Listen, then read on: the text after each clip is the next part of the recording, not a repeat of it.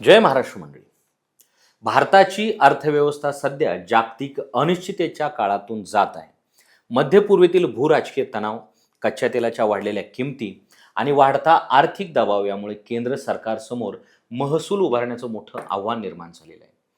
अशा परिस्थितीत मोदी सरकारनं भारतीय आयुर्विमा महामंडळ अर्थात LIC सह एकूण 8 सरकारी कंपन्यांमधील आपली हिस्सेदारी टप्प्याटप्प्याने विकण्याचा मोठा निर्णय घेतलेला आहे.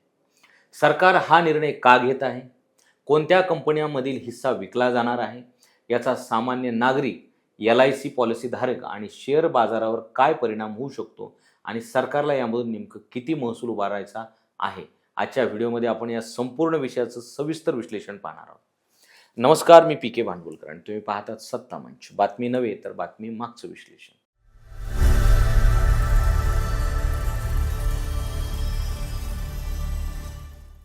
चला तर मग मुद्देसूद पाहूया. मुद्दा नंबर 1, सरकारला सरकारी कंपन्यातील हिस्सा विकण्याची गरज का भासली?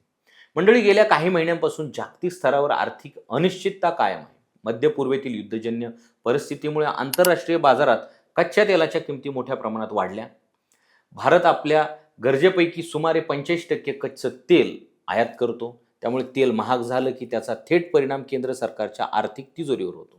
आयातीवरील खर्च वाढतो, वित्तीय तूट वाढण्याचा धोका निर्माण होतो आणि विकास कामासाठी अतिरिक्त निधी उभारण्याची गरज निर्माण होते. जरी सध्या तेलाच्या किमती काहीशा कमी झाल्या असल्या तरी जागतिक परिस्थिती अजूनही पूर्णपणे स्थिर झालेली नाही.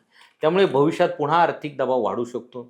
या पार्श्वभूमीवर केंद्र सरकारने निर्गुंतवणुकीला पुन्हा वेग देण्याचा निर्णय घेतलेला आहे. सरकारच्या मते सार्वजनिक क्षेत्रातील कंपन्यांमधील काही हिस्सा विकून महसूल उभारल्यास विकास कामांना गती देता येईल आणि वित्तीय तूटही नियंत्रणात ठेवता येईल. मुद्दा नंबर 2, कोणत्या कंपन्यांमधील हिस्सा विकला जाणार आहे? मंडळी, या निर्गुंतवणूक मोहिमेत भारतीय आयुर्विमा महामंडळ अर्थात LIC ही सर्वात मोठं नाव आहे. त्याशिवाय Hindustan zinc, Punjab and Sindh bank, Indian overseas bank, UCO bank आणि इतर काही सार्वजनिक क्षेत्रातील कंपन्यांमधील सरकारची हिस्सेदारी टप्प्याटप्प्याने कमी केली जाणार आहे. मात्र याचा अर्थ या कंपन्या पूर्णपणे खाजगी होणार आहेत असा नाही. सरकार फक्त आपल्या मालकीतील काही टक्के समभाग बाजारात विकणार आहे. त्यामुळे कंपन्यावरील सरकारी नियंत्रण कायम राहील. मात्र बाजारात समभागाची संख्या वाढल्यामुळे गुंतवणूकदारांना अधिक गुंतवणुकीच्या संधी उपलब्ध होऊ शकतात. मुद्दा नंबर 3, LIC मधील हिस्सा कमी करणं सरकारसाठी का आवश्यक आहे? मंडळी, LIC संदर्भातील निर्णयामागे आणखी एक महत्त्वाचं कारण म्हणजे सेबी, त्याचे नियम. सूचीबद्ध कंपन्यांमध्ये किमान सार्वजनिक भागीदारी असणं बंधनकारक आहे. सध्या LIC मध्ये केंद्र सरकारची हिस्सेदारी या मर्यादेपेक्षा जास्त आहे. त्यामुळे मे 2027 पर्यंत सरकारला आपली हिस्सेदारी सुमारे 90% खाली आणणं आवश्यक आहे. म्हणजेच सरकारला केवळ महसूल उभारायचा नाही तर बाजार नियामकांचे नियमही पाळायचे आहेत. त्यामुळे पुढील काही महिन्यात LICचे आणखी समभाग बाजारात विक्रीसाठी आणले जाण्याची शक्यता आहे. मुद्दा नंबर 4, सरकारचं 80,000 कोटी रुपयांचं लक्ष्य किती महत्त्वाचं आहे?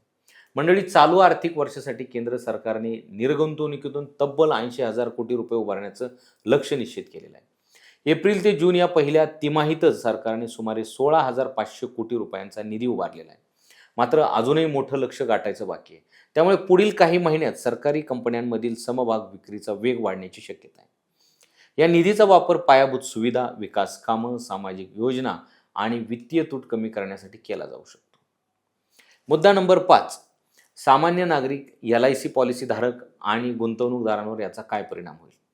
मंडळी, सरकारचा हिस्सा कमी होत असल्यामुळे अनेकांच्या मनात LIC खाजगी होणार का असा प्रश्न निर्माण झालेला आहे. मात्र सध्याच्या घडीला तसं चित्र नाही. सरकार फक्त काही टक्के समभाग विकणार असून कंपन्यांवरील नियंत्रण कायम राहण्याची शक्यता आहे. त्यामुळे विद्यमान पॉलिसीधारकांच्या विमा संरक्षणावर किंवा पॉलिसीवर तत्काळ कोणताही परिणाम होणार नाही. मात्र शेअर बाजारातील गुंतवणूकदारांसाठी हा महत्त्वाचा टप्पा ठरू शकतो. अधिक समभाग उपलब्ध झाल्यामुळे गुंतवणुकीच्या नवीन संधी निर्माण होऊ शकतात.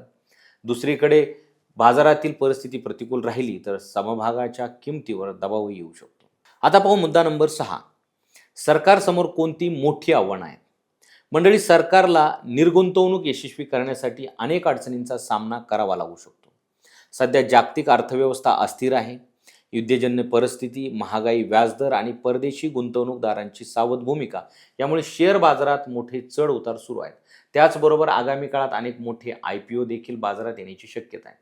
त्यामुळे सरकारी कंपन्यांच्या समभागांना अपेक्षित प्रतिसाद मिळेल का, हा मोठा प्रश्न आहे. जर बाजारातून चांगला प्रतिसाद मिळाला नाही तर सरकारचं महसूल उभारण्याचं लक्ष्य गाठणं कठीण होऊ शकतं.